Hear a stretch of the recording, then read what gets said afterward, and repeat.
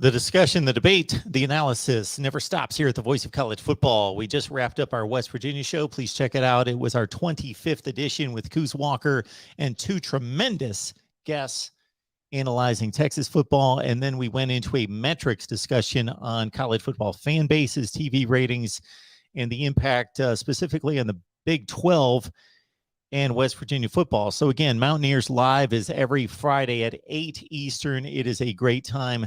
Please check it out and subscribe to our West Virginia channel. All right.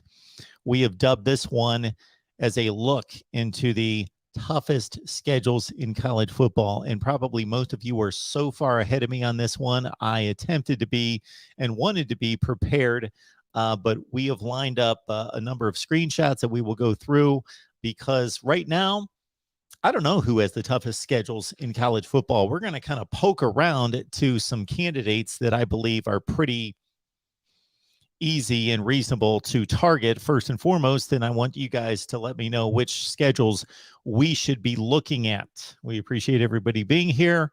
And we're just getting revved up here at the Voice of College Football.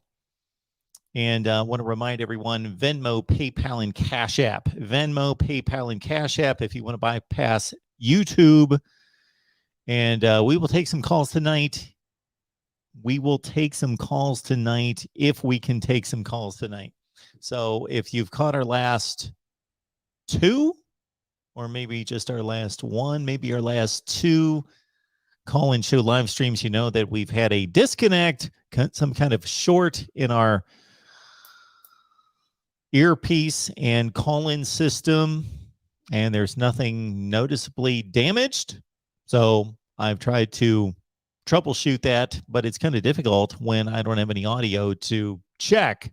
So it's been kind of difficult to, and with everything else going on, not been something that's been at this point a priority, but we need to make it a priority and get it corrected.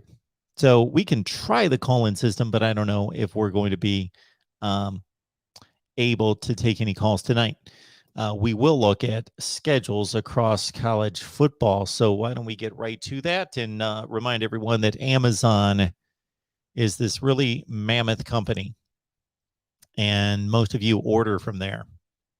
And I know that as soon as I say that, some of you are thinking in your head, because I would do the same thing, I don't order from there. Well, most of you do. Half of America does every month. If you take any individual month, half of America has ordered from Amazon. The reason we say that is we've got an Amazon link in the description section of the videos. Please put it somewhere where you will remember the link. You will copy that link, put it somewhere where you will remember it.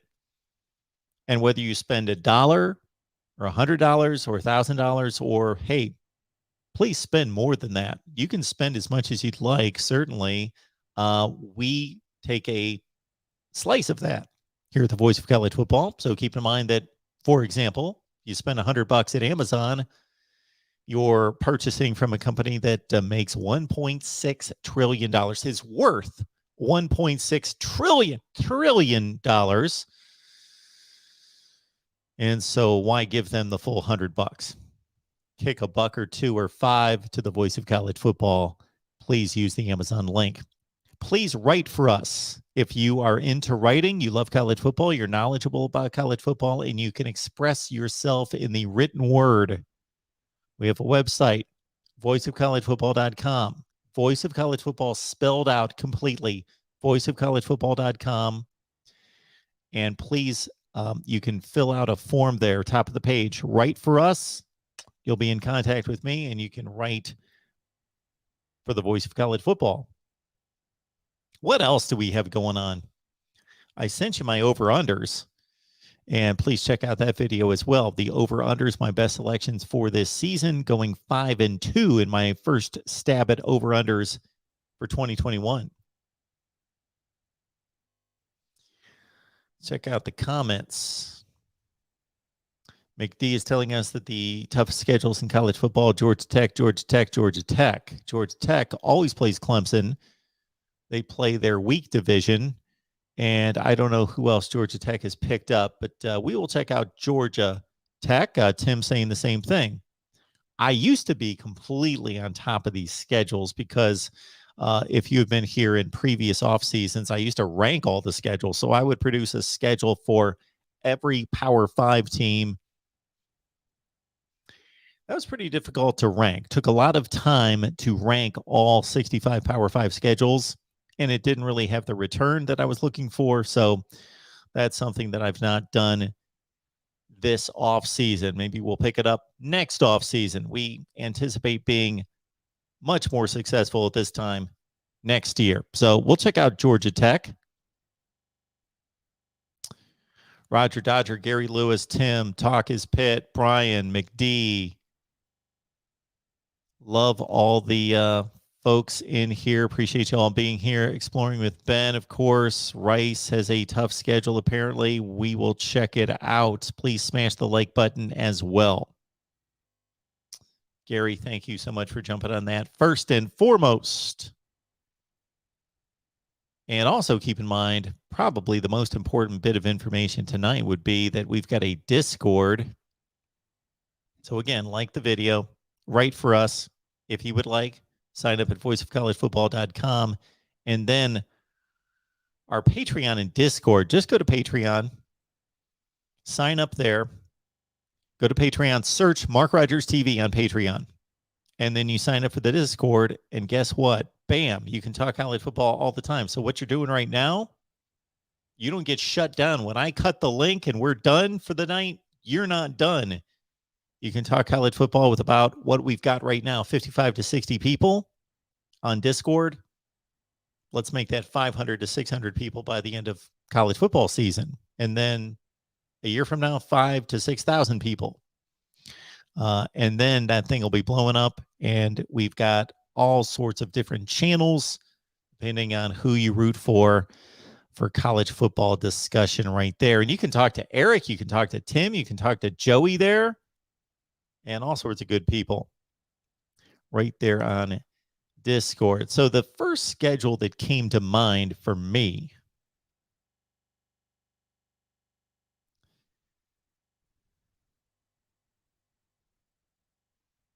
was Arkansas.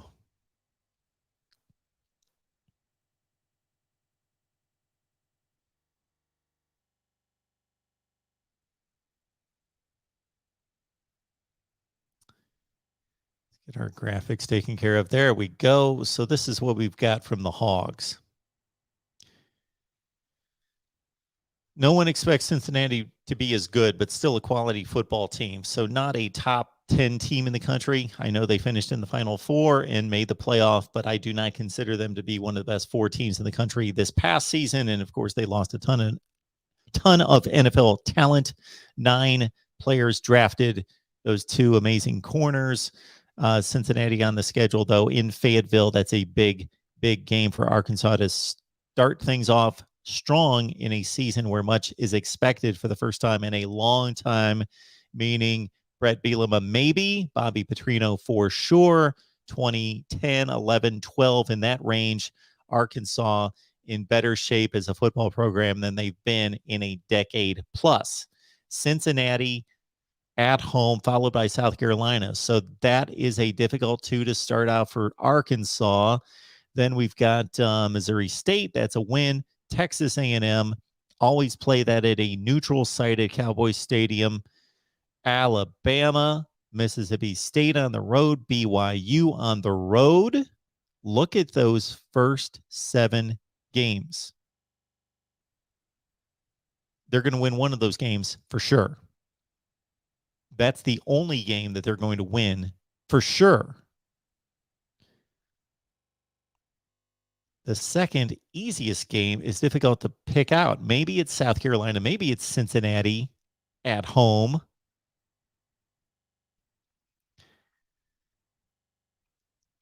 Arkansas could be one of the 15 or 20 best teams in the country, and they could be 4-3 after those 7 games. They could lose to Texas A&M, who could be a top 10 team. They could lose to Alabama, who's most likely the best team in the country, and then trip up in a really good game at Mississippi State or at BYU or Cincinnati or South Carolina. One of those 4, they go 3-1 against the other 4. They could be they're not going to be ranked as one of the top 15 to 20 teams in the country, but they're going to be, in actuality, one of the top 15 or 20 teams in the country at 4-3. Then a bye week before they've got to go on the road, and that's not going to be easy at Auburn. Liberty, for being the second worst non-conference game, is not a layup. Of course, they lose one of the best quarterbacks in the country. LSU, Ole Miss, Missouri to finish off, as Arkansas typically does, with the Mizzou game taking the place of the LSU game as the final game of the regular season for the Arkansas Razorbacks. So there is that schedule. Okay. What do we think of that one? Tough, tough, tough. Okay. Tim is leading us, as did McD, to Georgia Tech. Let's get there.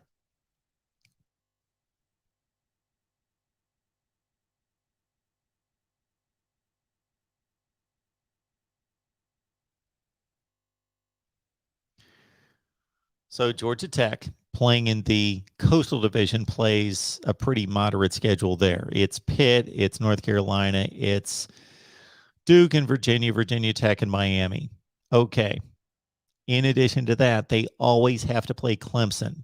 This is what I do not like about these set rivalries. I have no issue with Georgia Tech always playing Clemson, but then the rest of their conference schedule should be compromised to make up for that heavyweight that they always have to play.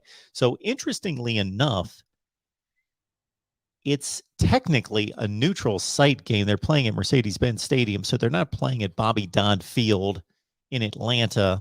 They're playing at the Atlanta Falcons Stadium against Clemson, which has been typically reserved. So this is odd. I don't like this. So that opening weekend is always reserved for big non-conference games being played in NFL stadiums. And for the last several seasons, that has meant that the ACC and the SEC has gotten together on a Saturday and Monday. Last year would have been Ole Miss Louisville on Monday, following the Saturday game of Alabama Miami. And they've been doing that again for about 5 to 10 years. This season, why play a conference game? We don't want to see Clemson beat up on Georgia Tech. And I know it was a close game last year, so maybe it'll be a close game again this year. But still, I'm not loving the Clemson-Georgia Tech game for ESPN primetime Monday night on Labor Day. But we're going to be here watching it, and we're going to be providing post-game, of course. But I'm not happy with that. I would rather see that Georgia Tech Ole Miss game should be flip-flopped with Clemson. They should be playing Ole Miss opening weekend on that Monday night. Or how about Clemson and Ole Miss? Anyway, let's look at the rest of Georgia Tech's schedule. Okay. To everyone's point here, I get it, that the out-of-conference is ridiculous. Georgia, Ole Miss, and UCF on the road.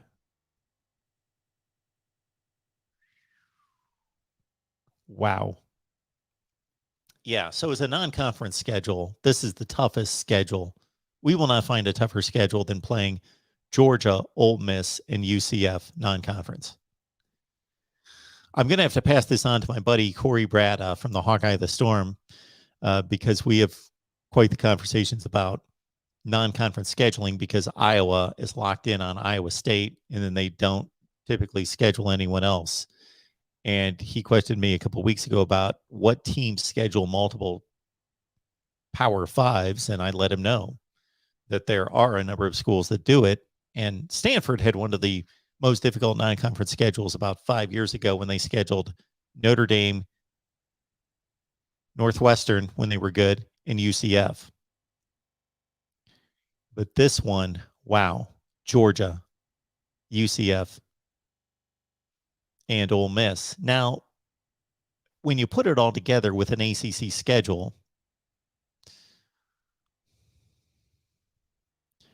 you can certainly look at Pitt, North Carolina, and Miami to be a pretty formidable threesome in the division Georgia Tech plays in, the Coastal and then to play Clemson. And Florida State's a bit of a wild card, but Florida State could bounce back and be a pretty good team. So yeah, that is a rugged one. Porter, we got you. South Carolina. Let's look at it. Can you guys see these schedules? Okay, that's about the best we can do right there. Let's take a look at South Carolina, which I pretty much know off the top of my head. We actually, shameless plug here, did a segment today with Chris Phillips of the Spurs Up Show, and I ran him through the South Carolina schedule game by game. And what we had there is there, and certainly for those of you that would like to see some better looking people there, I apologize that we have to look at the South Carolina schedule instead. But we've got Georgia State. Okay. So South Carolina plays in the SEC East, of course. So that means Kentucky, Tennessee, Georgia, Florida, Vandy, Mizzou. Who do they play in the East? Well, at Arkansas week 2. And the other out of division game that they always play is Texas A&M. So that's a pretty difficult draw right there. Yes, at Arkansas week 2 and Texas A&M later in the season at home. The non-conference games, Clemson, of course.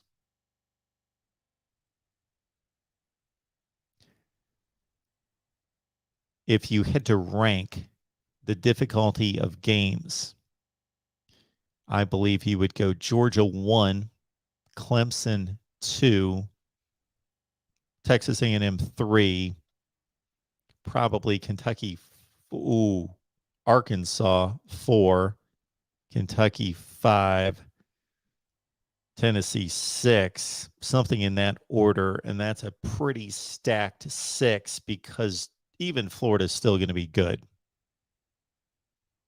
So yeah, there is a tough schedule right there.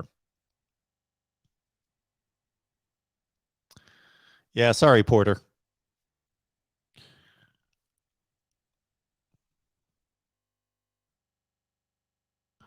Let's see what you guys are talking about. So I've got to be able to go to a separate screen, which blocks out all your comments so that I can scroll up and down. So I've not seen your comments here, but we picked off South Carolina and Georgia Tech and Arkansas. Clemson will destroy Georgia Tech. Mark knows it.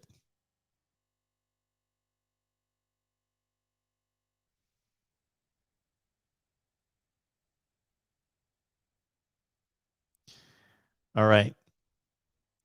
A notoriously difficult schedule I'm going to go to right now. It is always a difficult schedule for this team.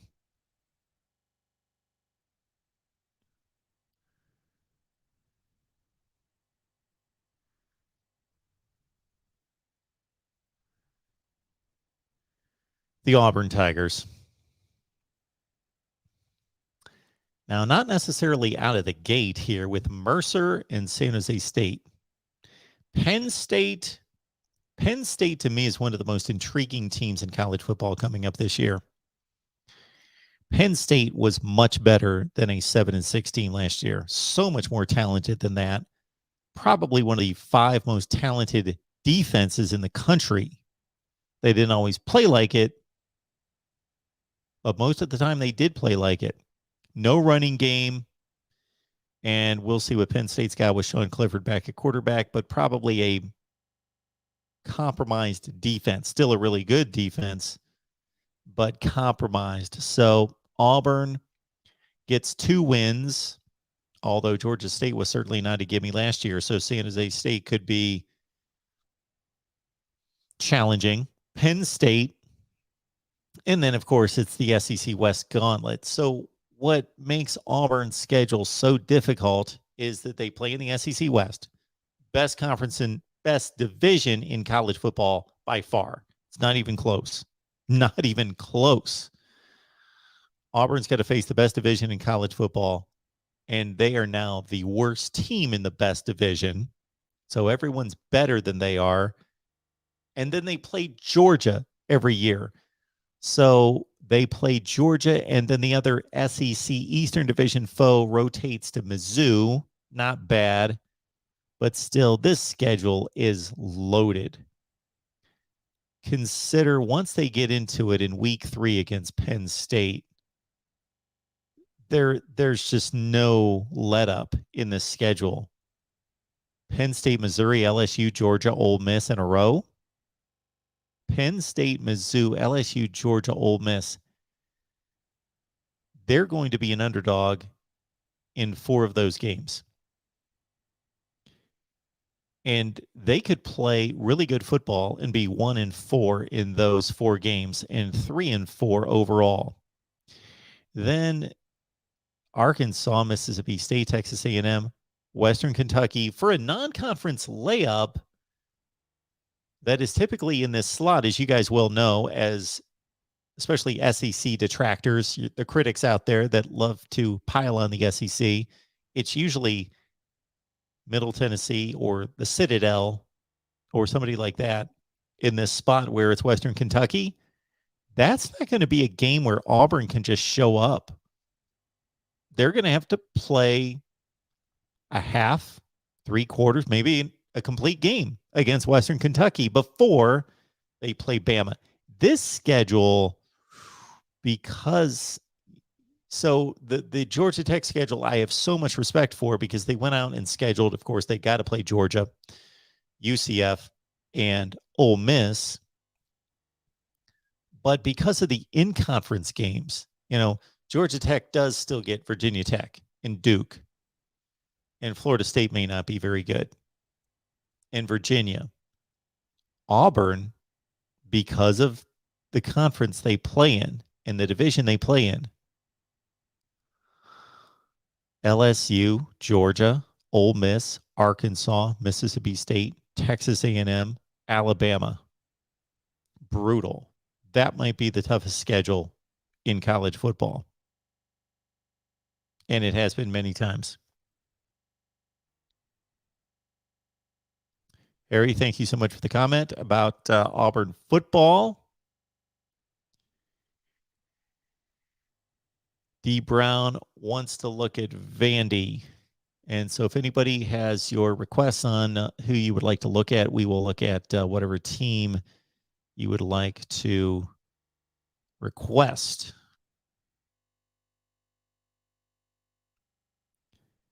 Vandy. I love this. I love this week 0. Week 0, we're going to be watching Vandy until 1:30 or 2 o'clock in the morning. Maybe you won't, but I will. I'm going to be watching Vandy week 0 because this is the only Vandy football I'm going to see all season. Because there's absolutely no reason to watch Vanderbilt play any other games. Because there's always going to be a better game or 5 or 8 or 13 games on. But week 0 at 10:30 at night, CBS Sportsnet against Hawaii on the road. They could lose that game easily.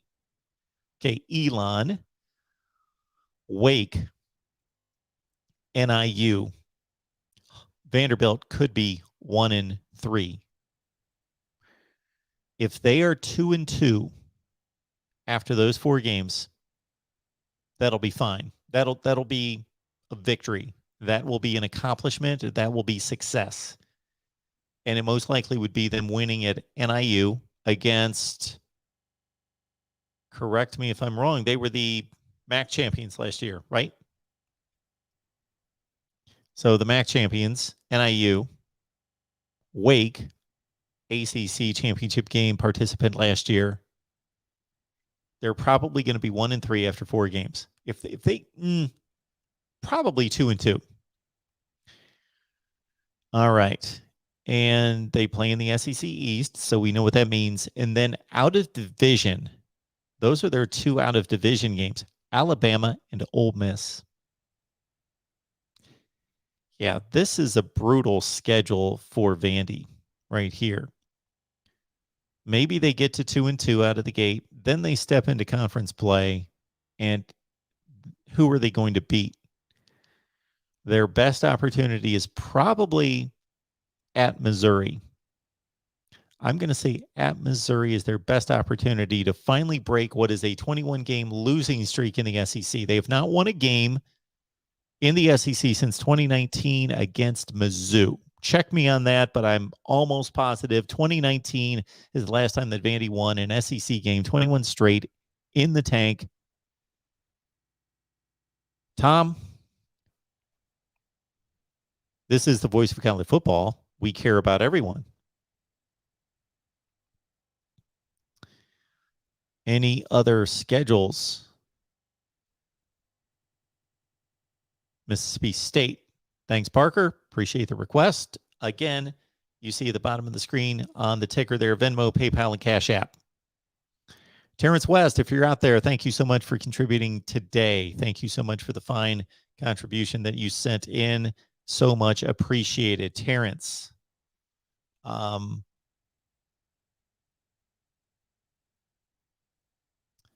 Let's go to Mississippi State.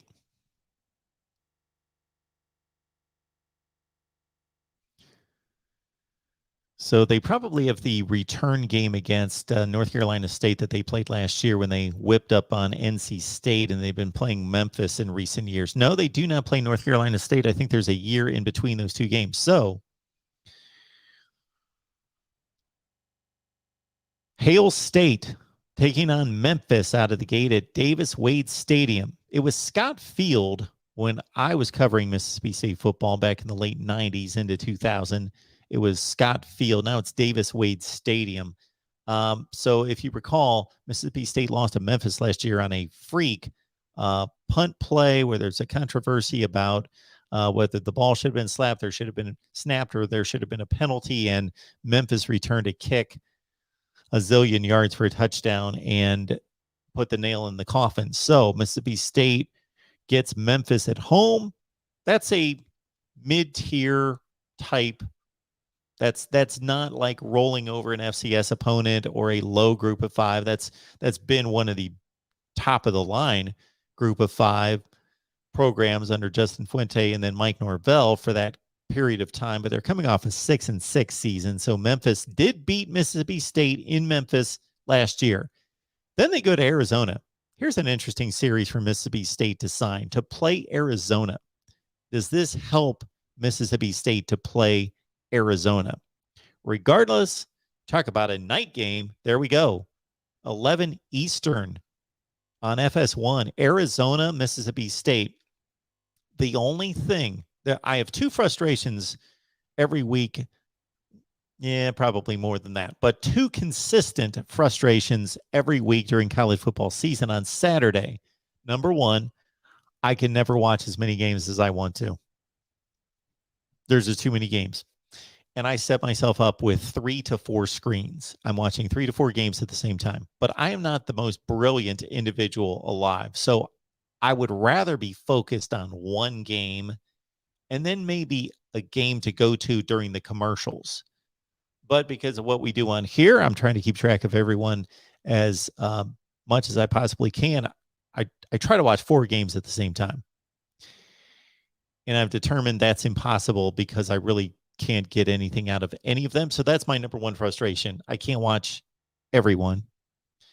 My next frustration is that even though I love coming on with all of you at the end of all the primetime games. So typically what we do is the primetime game kicks off about 8:30, and then we come on here about 11:30 to midnight, is that I miss out on those late games. I love sitting on the couch, taking in a little Pac-12 after dark, Mountain West action until 3:00 in the morning. But we're talking to all of you. So I will not be watching the Arizona Mississippi State game because I'll be taking your calls. But I would be watching. But I'm curious as to what Mississippi State's strategy was in taking on that series. That's not why we're here, though. We're analyzing how difficult the schedules are. And out of conference, they've got Memphis, Arizona on the road, Bowling Green, and Mississippi State is now in the SEC mode of taking on the cupcake before the rivalry game East Tennessee State. So the non-conference is, I don't want to say garbage. It's not good. But, of course, they play in the SEC West. And they play who out of the East? Georgia. Ouch. Ouch. And, of course, they always play Kentucky, and they play Kentucky on the road. And Mississippi State, boy, they had a great game against Kentucky last year. Their quarterback, Will Rogers, hit on 36 of 39 passes in that game. But to your point, whoever suggested that one, yes, Parker, Mississippi State, that is a tough, tough schedule. All right, next up,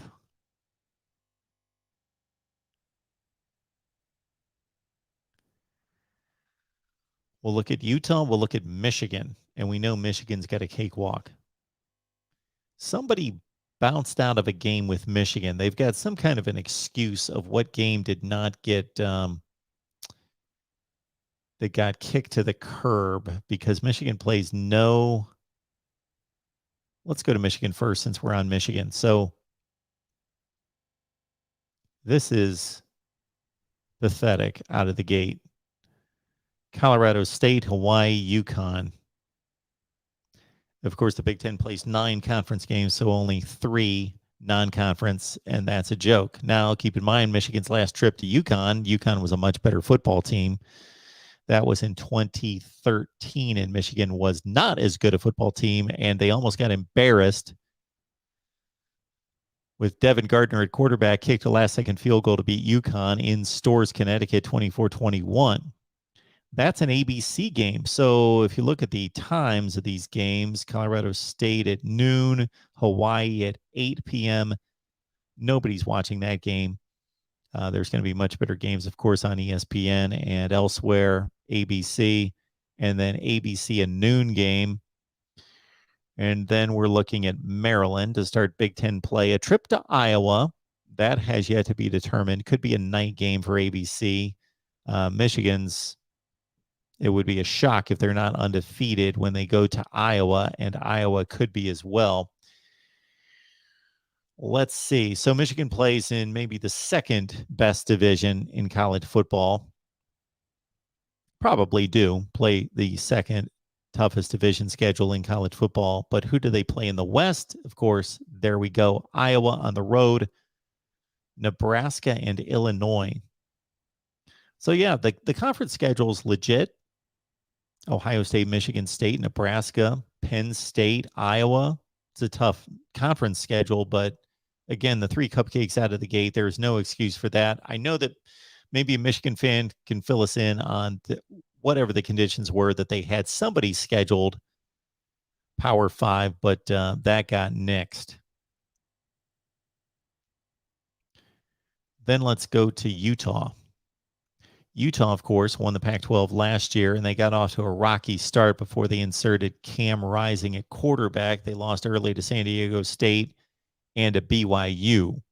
Then they only lost one other game in the Pac-12 in going 8-1 in the Pac-12 and marching on to the Rose Bowl. I love this first game. Saturday night.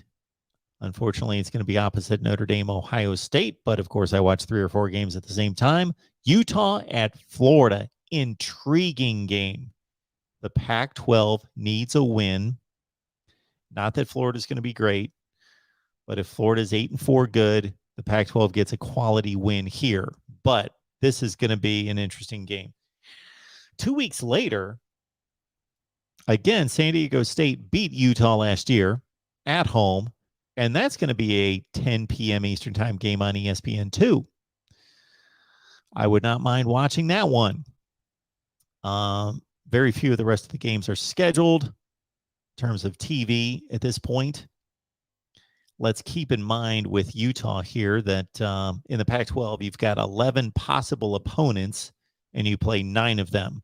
So Utah, as we see, does not play. They do not play Cal or Washington. So the Pac-12 did them no favors there, but the schedule's certainly manageable. There's not a lot there. It's not that difficult. The possible issues, of course, again, Florida on the road. And even though Florida's down, considering the state of the Pac-12, Florida might be the toughest team they play all year. It's probably USC, but it would be in order for me. Toughest game,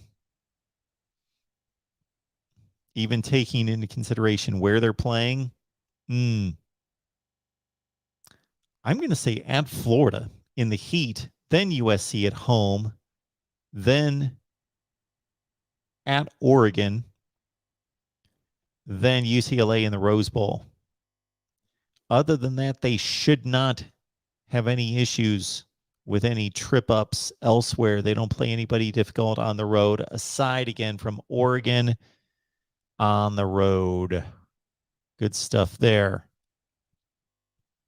Mikey's going to make the Utah game against Oregon at Autzen.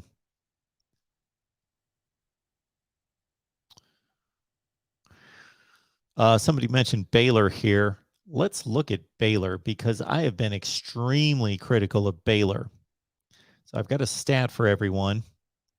Baylor has not played a top 25 non-conference team. They have not played a team non-conference that was ranked in the top 25 since 1997. Baylor schedules easier on a consistent basis than anybody in college football. It's embarrassing. This is, for them, a step up. They played BYU at home last year, so they at least scheduled BYU. Okay, because if you go year to year through Baylor's schedule, you will see a lot of seasons in which they play Texas State, Sam Houston State, Lamar, Rice, and that's their non-conference schedule.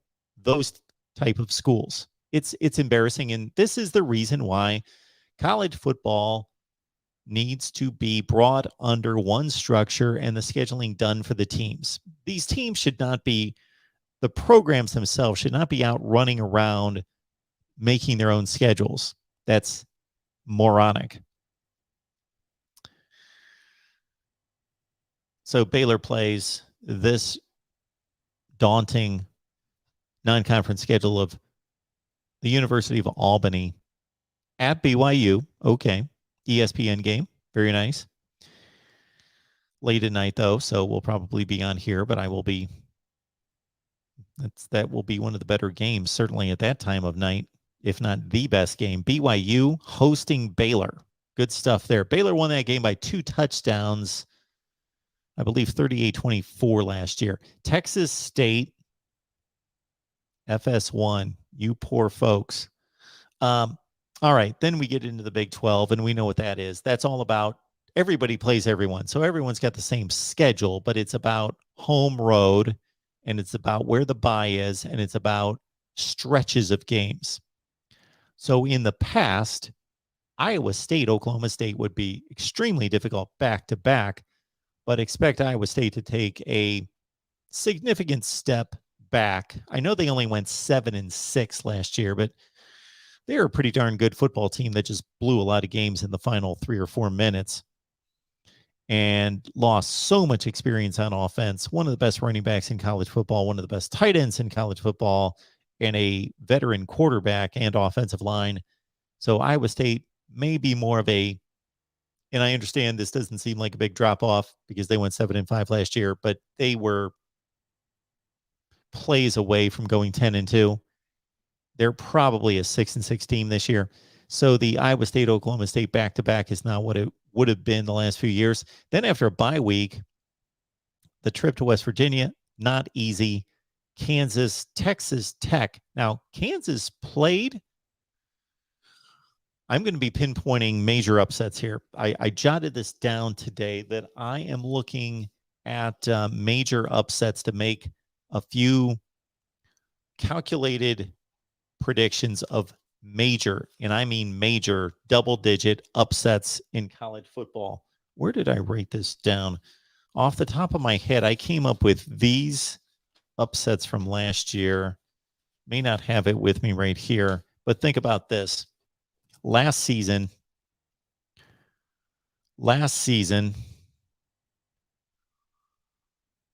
Oregon beat Ohio State, 14.5-point dog. Illinois beat Penn State, 24-point dog. Stanford over USC, 17-point dog. Stanford beat Oregon. They were an 8 or 9-point dog. Who else? What were the other upsets that were huge last year? Western Michigan over Pitt. I don't remember the spread. So this is the deal. There are 19 to 23 top 25 college football games every week because there are buys and some teams in the top 25 play each other. So there are roughly, again, in the range of 19 to 23 games. 20 to 25% of those games, so 4 to 5 of those games every week, like clockwork. I'm going to almost guarantee this will be upsets. 4 to 5 of those 19 to 23 games will be upsets every week. You just have to find them. And on top of that, there will be a game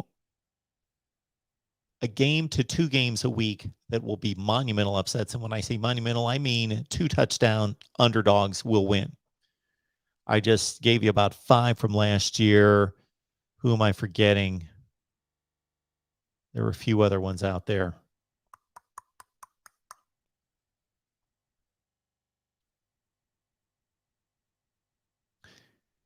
Kansas beat Texas, 30-point underdog. There you go. Texas, Kansas last year, 30.5 was the spread. Weston, good call. Yes, thank you, Dwayne. I didn't see your comment before it hit me. Yeah, that was another game that I jotted down. Kansas, Texas. Yeah, it was 30.5 points on the spread. Nebraska, OU.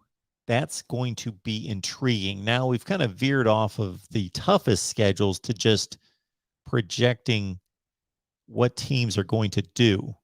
And let's look at Nebraska in the Big Ten, because a lot of people, including myself one year, have taken the fool's gold and have thought that Nebraska was going to surge ahead to contention and division championship in the Big Ten.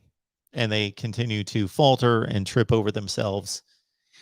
But they have had, technically, as named by 247 Sports in the transfer portal, the #1 transfer portal team in the Big Ten. And I also, before I ever looked at those rankings, evaluated it as the best transfer portal showing of any team in the Big Ten. Trey Palmer, wide receiver from LSU, could turn out to be a star. Casey Thompson is a huge upgrade at quarterback. O'Shawn Mathis at defensive end, and elsewhere for Nebraska. Okay, can this team win the Big Ten Western Division? Think of this. Last year, Nebraska's 3 non-division games were Michigan, Michigan State,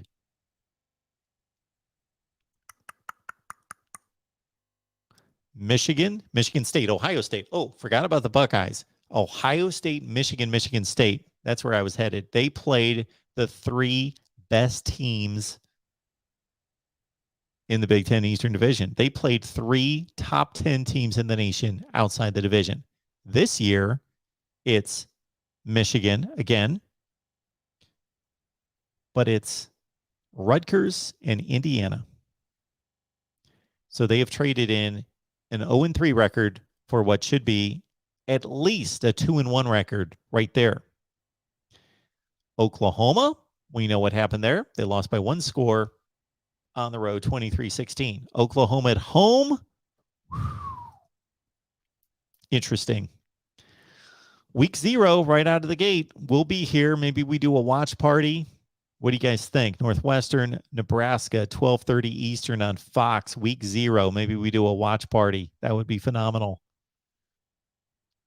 Because that's the only game. We might as well. I'm going to call it right now. Maybe I shouldn't. Watch party.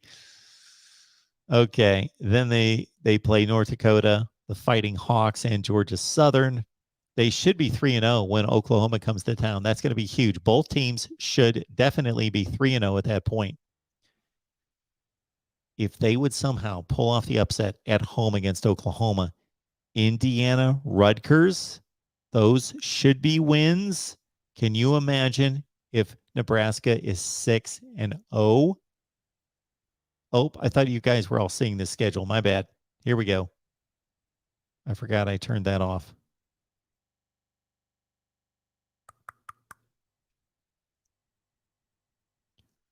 Bam.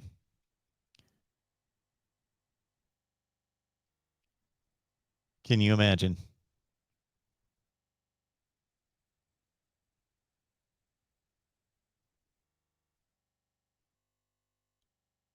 They upset Oklahoma. They should be 6-0. They should be 6-0. What happened to my...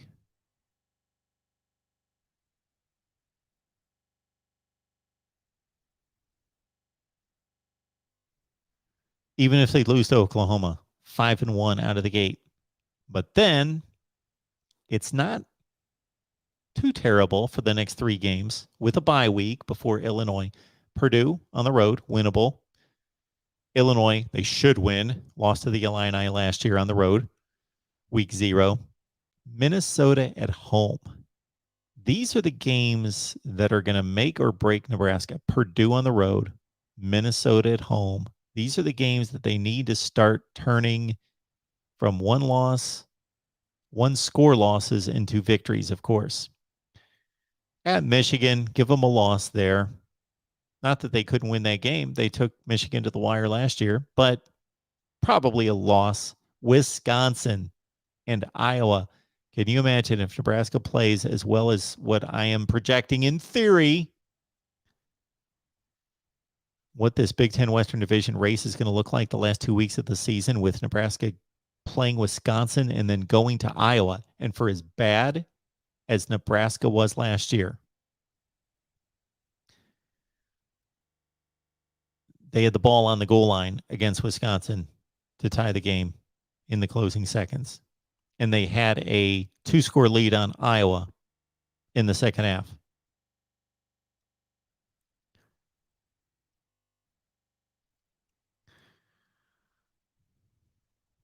Exploring with Ben, thank you so much for reminding everyone. Please hit the like button. We remind you guys on a regular basis to please hit the like button. We've got 106 folks in here right now. We probably have had 300 come through here. I don't know what the like button situation is right now, but it should be, it's usually like 8%. It should be like 80%. Powcar, appreciate you being here as always. You know that. Roger Dodger goes Nebraska 8-4. I think that's a pretty damn good call. The over-under is 7.5, and I'm right there. I am right there because I look at it this way. Let's say they lose to the 2 teams that they're supposed to lose to, Oklahoma and Michigan. Then after that, you've got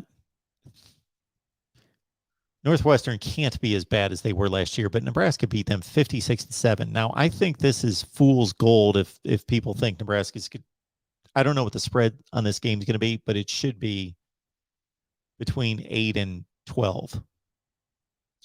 Okay, got to win that game. If they don't beat Northwestern, it's going to be something close to what happened last year when once they lost to Illinois in week 0, I'm on record being here, even though it's only 1 week into the season, and I typically don't do this with teams, saying, look at the rest of their schedule. They blew it right here. They blew it. They have to beat Illinois. They didn't. They're done. Okay, So Roger Dodger says 8-4. Yeah, you can definitely see Oklahoma and Michigan as losses. And then when you collect Purdue, Minnesota, Wisconsin, Iowa in one basket, they split those. They're 8-4. But the Nebraska of the last 6 or 7 years, certainly since 2017, Mike Riley's last team that went 4-8, 5-7, 5-7, they're going to lose to somebody else. They're going to trip up against Northwestern or Rutgers on the road. That's not going to necessarily be easy.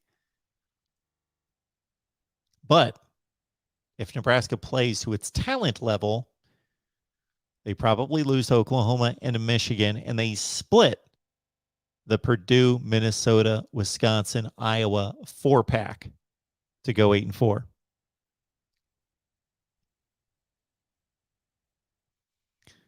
Dependent Fanatic, appreciate you reminding people to hit the like button. Also, as a reminder, on the bottom ticker, Venmo, PayPal, and Cash App, search Mark Rogers TV. Please, we also would love for you to write for us if you have a passion for writing and love college football. Of course, you love college football. You're here.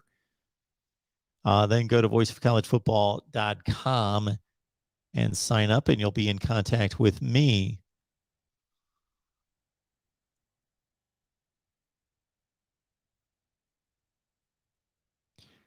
Any other teams you guys would like to go through? We've got College Football Journey serving up West Virginia. Their over-under is 5.5, and that seems awfully low to me. Let's look at it. West Virginia coming off a 6-6 season with a bowl loss to Minnesota. Okay. At Pitt, they're about a touchdown underdog right now. That's going to be a tremendous opening night, Thursday night, 7 o'clock ESPN. Pitt, West Virginia, and Penn State, Purdue both play at the same time on opening night. Okay. Kansas should be a win. Towson should be a win. So 3-0, maybe 4-0 when they go to Virginia Tech. Probably 3-1. Probably 3-1 after 4 games. Texas on the road. I don't remember off the top of my head what happened in that game last year. Texas at West Virginia. I'm guessing West Virginia won that game. I don't remember.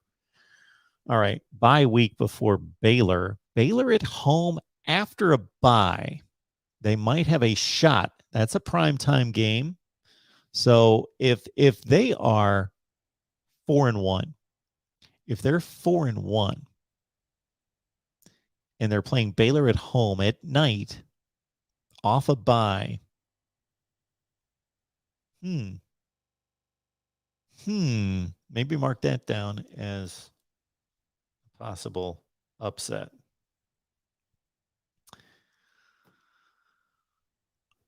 See, I tend to group games together because these teams are so evenly matched. When you look at Texas Tech on the road, Iowa State on the road, Kansas State, we've got Oklahoma at home. What are we looking at? 3, 6, 7, I believe, and I'm going to have to do more research. I'm really going to have to dive into the personnel on these teams, and I'm about to do that soon. That out of these 7 games, that's they probably go 3-4. They probably go 3-4. And then they win 3 up here. That gets them to 6. They get to a bowl, 6-6, 7-5. I don't think West Virginia is going to go much better than 7-5 tops.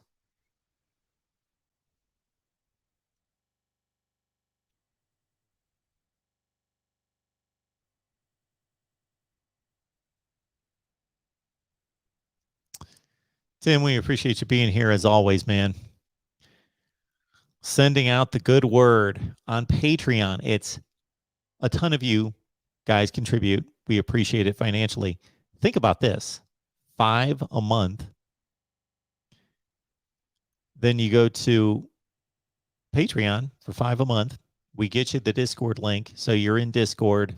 And then we are only about 2 months away from you get my predictions, which I'm not going to guarantee that you're going to make money, but at the same time, you would make money about 19 out of every 20 years based on my track record. And anybody who's followed my predictions and would vouch for me on that one. Dependent Fanatic, 7-5 tops.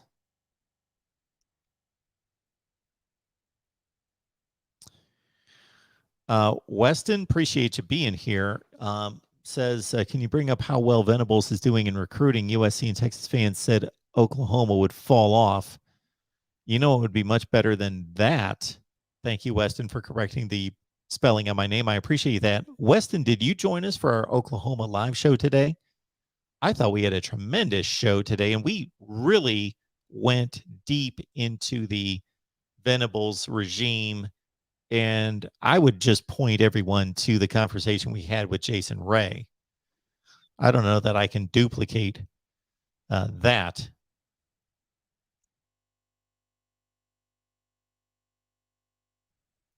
Talk is Pitt.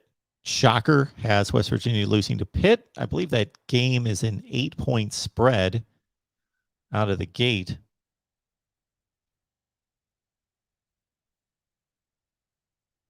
Exploring with Ben. Appreciate everybody hitting the like button. Thank you for encouraging everyone to do so. I will take any other requests in terms of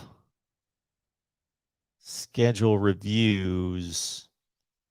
Trying to think of anybody else, any interest in me. Let's look at NC State.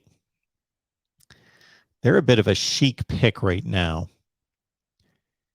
And their non-conference is highly manageable at East Carolina, Charleston Southern, Texas Tech, UConn, Texas Tech at home. And we see that's a primetime game on ESPN2. It's a nice little affair right there. Texas Tech going to NC State. Interesting game. Different type of game. But my goodness, they're 4-0 out of the gate. Then they go to Clemson. They won that game in overtime at home last year. The highest scoring game that Clemson played by far the entire season, 37-31, if I recall. So that could be the entire season for them. If we're talking championship aspirations, that's probably it at Clemson. Now, if they win that game, that basically gives them a 2-game lead in the division. Could they screw it up? It would be kind of tough to. If they started 5-0, obviously only one of those games counts in the ACC, but they're 5-0 and they've got a 2-game lead in a sense over Clemson at that point. Sure, they could lose 2 games, but really? Florida State, home at Syracuse, tricky. Virginia Tech on a Thursday night at home. And Virginia Tech, I expect to be a very marginal team this year. I do not think Virginia Tech's going to be very good. Now, here's the second most important game of the season is Wake Forest at home. NC State lost that game last year, and that cost them the division. But that was on the road, this time at home. Now, home and road is important, but I see a lot of people out there that predict games, and it seems as though they take all the 50-50 type games or 60-40 type games, and they always predict that the home team's going to win. And if you look through college football year to year, yes, home field advantage is important. I would love to do a deep study on this. I don't think it's as important as most people make it out to be. So, yeah, there are some games in here that NC State could lose, but they're going to be a decent favorite. unless things change drastically between now and then, after the Clemson game, they're going to be a 10-point favorite against Florida State at home. They're going to go to Syracuse. They're going to be a touchdown or 8-point favorite. They're going to go play Virginia Tech at home and again be a 10-point favorite. Wake at home, touchdown favorite. BC at home, 10 or 11-point favorite. Louisville on the road, probably more like a 6-point favorite. At North Carolina, North Carolina has routinely halted some NC State dreams and halted some decent NC State teams in that rivalry game.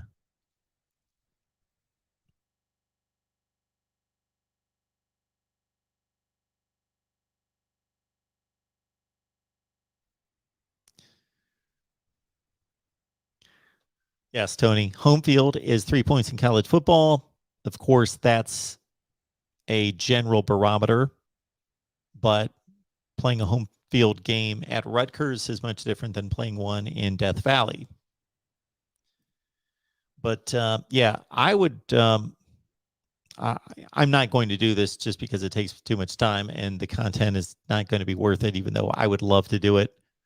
Go through every game in college football over the past 5 seasons, because with that many games to review, it takes out any type of disparity of favorite because it's going to balance itself out. And take out the group of 5 games, just go with Power 5 games and the winning percentage by the home team. I'm guessing it's 6, because if you take out the group of 5, keep in mind that that's going to weigh it in the favor of the Power 5 teams heavily because they play most of those group of 5 teams at home. They don't give them as many home games as they take home games. Ohio State doesn't ever play a group of 5 team on the road. So that would be an inaccurate sampling of home versus road percentages. So I would take all just Power 5 games and see what the distribution is. I'm going to guess it's about 65-35.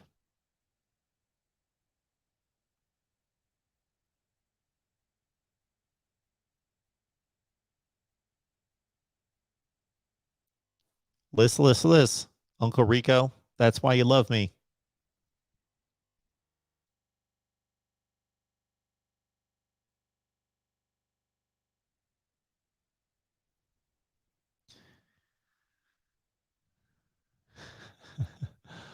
Uncle Rico. Okay, is there anybody else we want to hit on? Should I attempt to take calls without confirming whether my line works? Who else is interesting? So Miami is supposed to win a division. They've only won one in their history in the ACC, one division, and did not win the conference championship game, of course, in 2017. Are they going to do it this year? Well,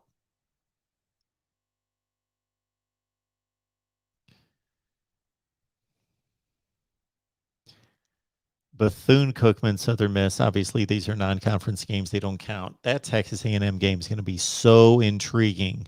You're looking at 9:00 at night, Texas A&M, Miami. That's good TV. That's good watching because that's going to tell us so much about both teams, and neither team is going to have a reasonable game before that.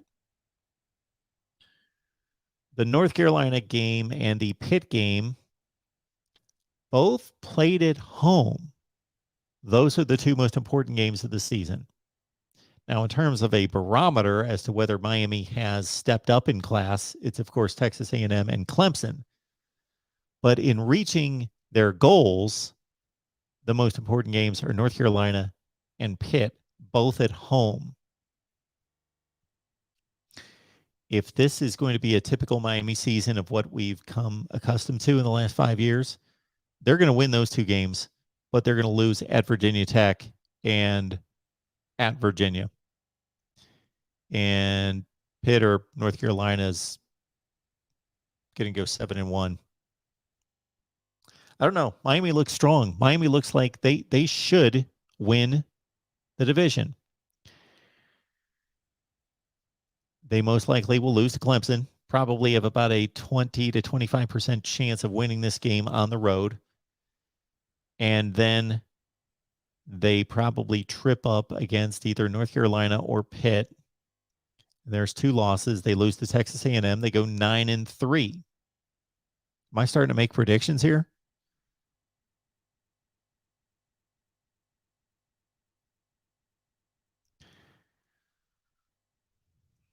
I was thinking about we got Dependent Fanatic here who loves the lists. I was thinking about what lists and what content I should be producing here soon. And one is going to be I'm going to be forecasting major upsets. That's going to be one. I'm going to be forecasting major upsets. So I've listed them. I looked at past history, and I'm going to be projecting major upsets in college football this year. Yes, we will get to my predictions, of course, at some point. I'm the type that likes to wait until I gather all the information, and typically my predictions have been released a day or two before the season starts, but that really kills me on YouTube because nobody cares at that point. I should release them now and then put them out there for shelf life to say my predictions are out there. So maybe we'll start on the predictions this week or next week. Also, I think it's time to get back into the rankings of positions, and we may narrow that down to conferences. So we'll get on that as well.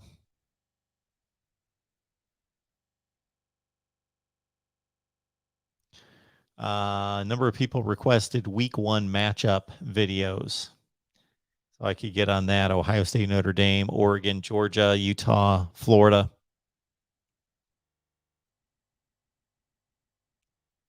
Oh, Tim.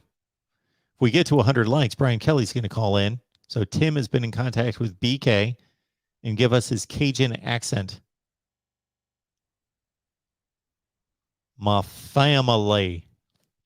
That's it. Ferris, is it really an upset if Michigan beats Ohio State again? It depends what the standing is of each team at the time that they play. I will be the first one to say if Michigan beats Ohio State again, unless it's a situation where Michigan's 7-5 and they upset Ohio State and Ohio State was 11-0 and it was an aberration. But if it's meaningful to the conference race and Michigan beats Ohio State, then it is Michigan's conference. They have taken over as the lead program in the conference. And Billy is hating on me right now, retracting his like, just because I had the gall of just contemplating that Michigan could possibly beat Ohio State again. Exploring with Ben, appreciate you being here. Appreciate all that you guys do in terms of supporting Uncle Rico, retracting his like as well. Even with all the great Ohio State content that I deliver for you guys, man, just come on. I can't please everyone. Got a big Michigan fan base here. I am like playing a balancing act between, yes, Antoine, the nerve of me to even contemplate that Ohio State could lose to Michigan. Thank you, Will. Appreciate you letting people know that we've got the Amazon link out there. You're spending the same amount of money, and it's the same shopping experience. Whoa, whoa, whoa, whoa, whoa, whoa, Uncle Rico. No, no, no, no, no, no. I did not suggest that USC had a better wide receiver room than Ohio State. No, no, no. I said, and I believe you're pointing to our USC show from last week with Matt Zemek, every Tuesday at 4 Eastern, 1 Pacific on the USC channel. Everybody get on over there. What I was suggesting was I was simply taking an article from CBS Sports. The article in CBS Sports said that USC, I believe it was ranked that They were ranking USC number 2 in the country at wide receiver to Ohio State. Now, Tim is letting us know that Athlon has SC at number 1.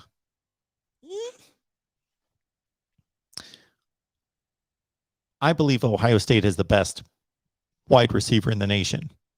I ranked Jordan Addison. Where'd I put him? Like 3? Maybe 2. But Ohio State, I don't think there's any question. Ohio State's room is deeper.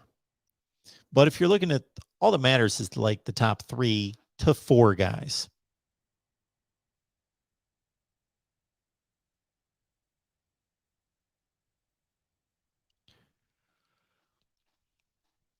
What sucks when you guys bring up Athlons in all these magazines is I've got no magazines right now.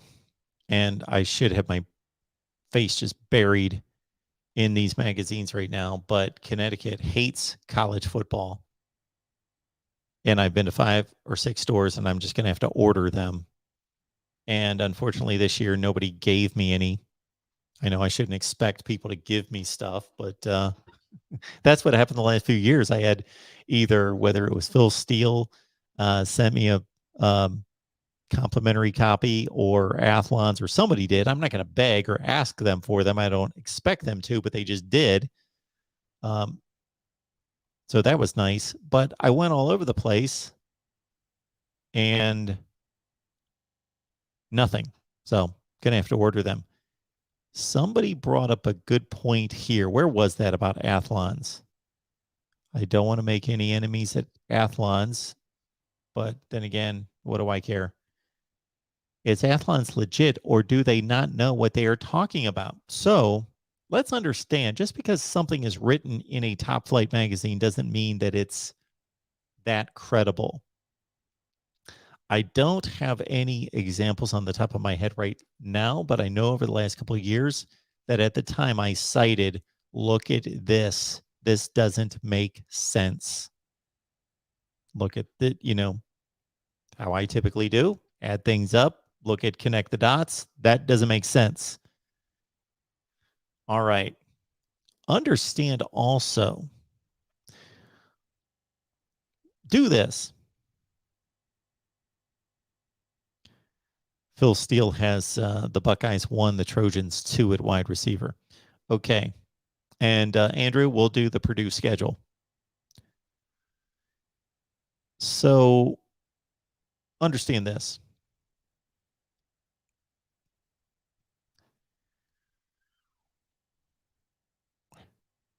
Take your favorite magazine there and look at their predictions and just take this into account. This is what I truly believe. I can't back this up, but these magazines don't want to look bad. So there's a way not to look bad, and that's to be safe. Okay? Because I've done this. I've looked at this over the course of 3 or 4 years when I've looked at Athlon, Street and Smith's, Lindy's. Who else is out there? Not Phil Steele. He's got a whole other deal going, and it's just phenomenal what he puts together. And not to discredit the other magazines, but when it comes to their predictions, I've looked at this. They basically take last year's standings and tweak them. They rarely go out and really forecast a jump. They're rarely, if ever, ahead of the curve to say, you know what? Michigan State went 2-5 last year. They're going to be a 10-2 team this year. And that's very difficult to do. But they don't do it. Yes. Save wins. As long as they put together a nice looking publication that also reads well and their predictions are reasonable, nobody's going to go nuts if they have Ohio State, Alabama, Georgia, and Clemson in the playoff, and it turns out to be Ohio State, Alabama, Oklahoma, and NC State. And people are like, well, nobody expected NC State. And that's what it turns out to be. But if they go out there and they predict Ohio State, Utah, NC State, and Texas A&M to be in the playoff and only one of them make it, then they look bad. So what I've done is, and you can check me on this because I don't know what they've done this year with their predictions, but I've said this from time to time, and some of you have probably heard it a number of times and are probably sick of it, but I determined that a 3-game increase or 3-game drop is substantial in college football. Meaning if you went 6-6 last year and then you went to 9-3 or went to 3-9, that's substantial. So I made that the dividing line, that being a substantial increase or decrease in play and performance, 3 wins. Okay. I went through those magazines, and basically they would only have 2 to 3 teams in the country. They would only predict 2 or 3 teams in the country to add that many wins or losses, to have that kind of jump up or down. But you know what the truth is? The reality is that between like 18 and 23 teams every year have that kind of jump of wins or losses.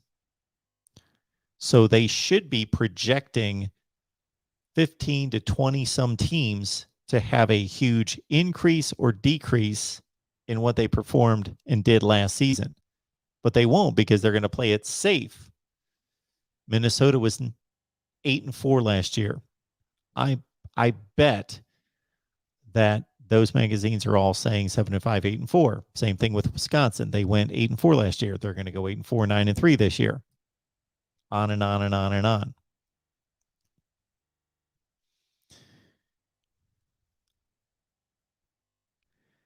JC, Georgia's loaded. They will be tremendous again. They have one of the 2 to 3 best rosters in college football. Absolutely. Dave, appreciate you being here, man. Mark, who is my hardest schedule? Auburn. After looking at it, I did not determine it, but we looked at Auburn. Georgia Tech is extremely out of conference. Georgia Tech's got the toughest schedule. Auburn probably does overall. But unlike previous seasons where I would rank all the schedules, we did not do that this year, and it's probably too late to do that. Uncle Rico, I'm kind of surprised by that too, because you can find all that information. Save the Phil Steele metrics, because he's just in another league in terms of what he puts together. Yes, all of that information you can find on the internet. And with the transfer portal, it's becoming more difficult for these preview magazines to get published and to be accurate than it was years ago. Now they've got to wait longer or maybe miss a couple players per team. Will likes Steve Dace's team total talent rankings. And so please check out the Michigan podcast with Steve Dace a couple of weeks ago when we ran through, and he served up his total team talent rankings, and I had my say.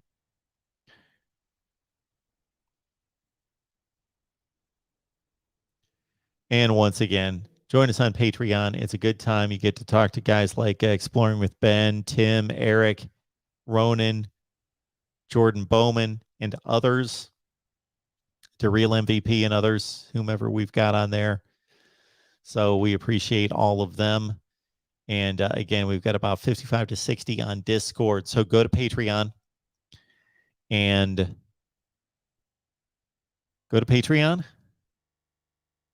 search MarkRogersTV, and we will get you your link for Discord. And then keep in mind, on Patreon, you can request exclusive live streams. You get my predictions. You get the predictions of Steve Dace and about 15 to 20 other top prognosticators, guys like Tony Gerdeman, Steve Hellwagon, Corey Brada, the Wholesome One, and we'll see who else we get on board this season.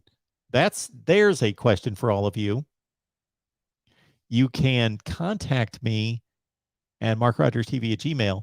Let me know who you would like to see as part of our media contributors who make predictions each week. So last year, again, it was the wholesome one, Corey Braddis, Steve Hellwagon, Tony Gerdeman, Kevin Noon. Anyway, it was about 20 people. I'm forgetting right now who exactly it was. Tony Siracusa, Jason Ray, a lot of good people on there. I kind of poked Dace a little bit the other day because I let him know that I now, to his defense, he has to pick the 12 games I give him each week, where he's got predictions on his own prediction record. But in the 12 pack that all of us do each and every week, I nosed him out for the first and official Voice of College Football Media Championship. So we were number one, both against the spread and straight up, and Steve Dace was number two. Yes, exploring with Ben. I would appreciate that because we're putting together, let me read this one off. We are putting together a list of where I would like to know who you guys root for. Let's see where we stand on that right now.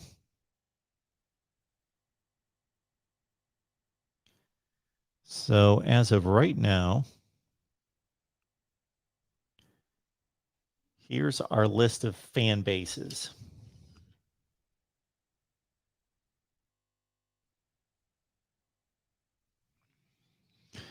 We've got NC State 1, Miami 8, Florida State 4, Virginia 2, Georgia Tech 1, Clemson 2, Nebraska 11, Rutgers 1, Ohio State 45, Michigan 44. Can you tell who's watching? Then we've got Penn State 2, Michigan State 9, Minnesota 1, Iowa 1, Wisconsin 2, Illinois 1, LSU 5, Arkansas 2, Tennessee 2, Alabama 6, Kentucky 3, Georgia 5, Florida 2, Texas A&M 6, Washington 1, Oregon 5, USC 9.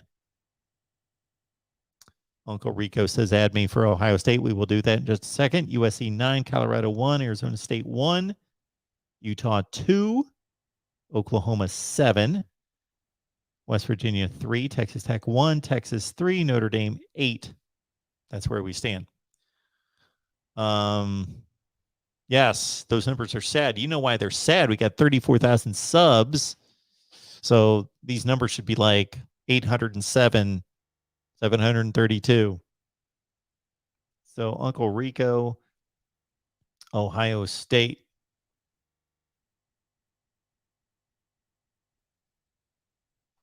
And I am not going to go through the 45 names to see whether Uncle Rico has voted before, but that takes Ohio State to 46 and leading the way,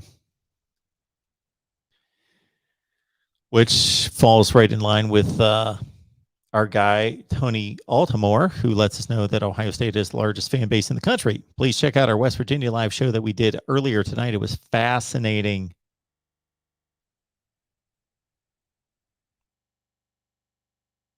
Daniel, Uncle Lou, the Georgia Network, Mark Rogers, no D. Mark Rogers, no D. Maybe an Ohio State Network. Well, we've got an Ohio State channel, but no, there is a no. I'm not adding anyone else unless the super chat will take care of that. So we added Uncle Rico. There we go. All right.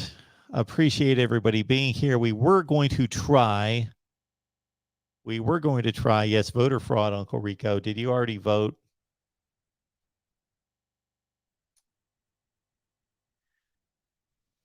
I don't see you here, so we're going to take your word for it.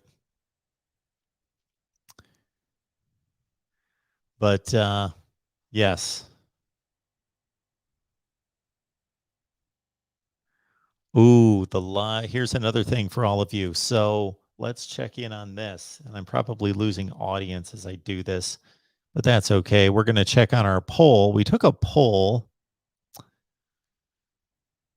a few weeks ago because I would like to set a summer schedule. So we're already in mid-June. I would like to be at least be able to set a schedule for the next 2.5 months, even though my life's going to be crazy, even more crazy than it is now over the next 2 months or so. But I would like to try to set a schedule. You know, I have to do this from time to time, not very often, but I've got to highlight, got to highlight a lady in the chat because we're working on like a 95-5 ratio. But Cassie, thanks for being here. We appreciate you being here. Thank you so much for joining the show here. Billy says, Mark, you should pick your own spreads for certain games before looking at the Vegas line and then compare. It's a good thought right there. I've done that in the past. You've probably heard that with the real MVP has called up and said, I'm going to run through these games. And I've said, before you do, I want to guess the spread. Usually pretty decent at that.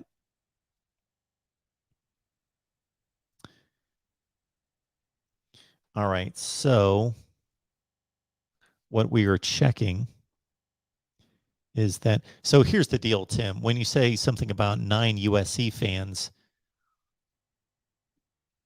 I know that when we produce content for the USC channel, we're going to produce USC content.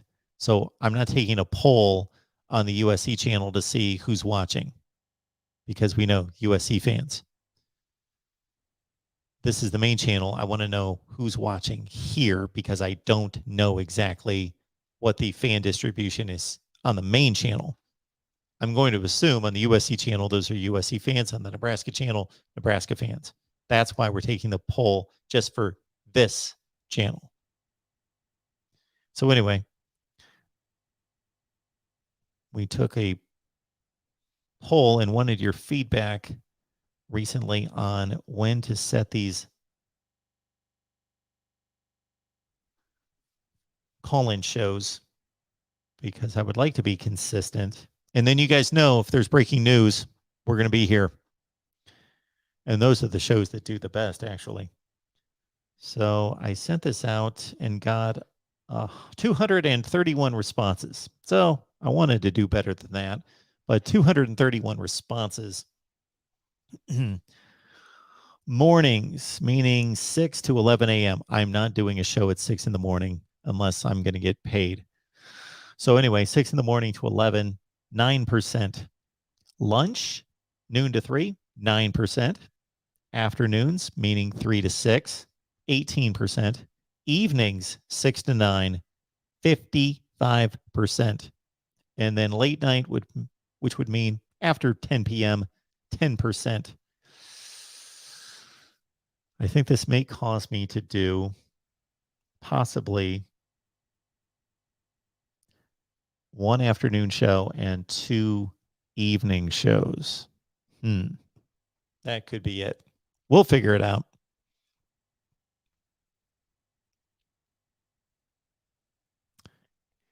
Roger Dodger, Eastern time zone. I'm sorry that I did not lay that out, did I? I thought I did, but I failed to do that. My apologies there. My apologies there. I thought I put that on the poll, but I did not. I should have done that. Antoine says 6 to 9 will be the best demographic, and you are right, sir. YouTube tells us that most people are here from 6 to 9 p.m.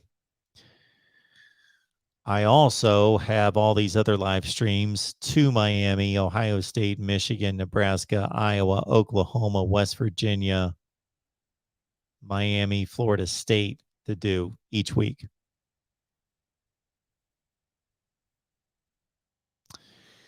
So Tim says, I'm doing a bad job of this. Okay, I was trying to say that if you move the USC live show from Tuesday at 1 p.m., when everyone is working, you could get more USC fans. I got it. However, I can only do the shows when I can do the shows and the guests can do the shows. So I could check with our guy, Matt Zemek, to see 75 likes. What are the likes looking like right now? What do we got here? 76 likes. Well, considering we've had how many people watching? We've probably had about 300 watching. We usually get about anywhere from 1,500 to like 3,000 views on these. So right now, I know you guys are talking about how many people are watching right now. I'm talking about how many people have watched. 473. Oh, you're talking about likes. My bad. Tim says 77, 78 likes. We've had 473 people watch. So, man, we're at about 478. We're at about 15%. Okay. I think we are done for the night. JC says USC is the best stadium in the country. Changed my mind. I would not be the person to do that. Could care less. So somebody else jump on that one. All right. Appreciate you being here. We had a conversation with Big Game Boomer. We released that video this morning. Please check it out. And we are going to release other segments with him over the next few days. I'm going to get cracking on some lists, Uncle Rico. Why don't we do the rank all the quarterbacks in the Big Ten? Every conference. And we'll see how that does. The top 20 quarterbacks nationally that we released, that video did pretty well, but nobody was interested in tight ends for some reason. Okay. I would like to do all the positions, but no, I did not open up the phone lines. Let's give that a rest for tonight. We don't even know if the phone lines are working in regards to whether I can hear anyone. That's been the big problem in the last two shows. All right, everyone. Appreciate you being here. Keep on those. Next time, Dave. Next time. Porter, Dave. Next time, we'll go with the phone lines. Absolutely. And also do a punter's top 10. See how that goes. Yeah, it'll tank and be a waste of my time. So keep in mind that we will be live soon. Don't know exactly when that's going to be, but notifications, keep those notifications coming because then you're going to know when we go live.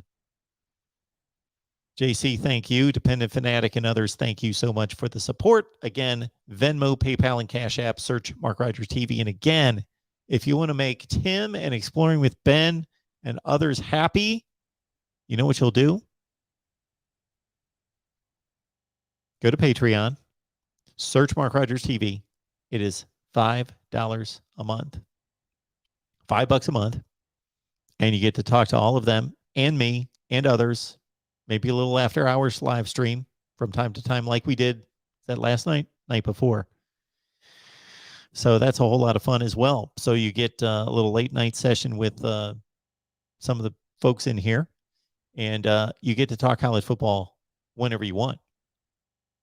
When I click this off, you're done in terms of your communications in the live chat, but we got a Discord 24/7, 365 all the time.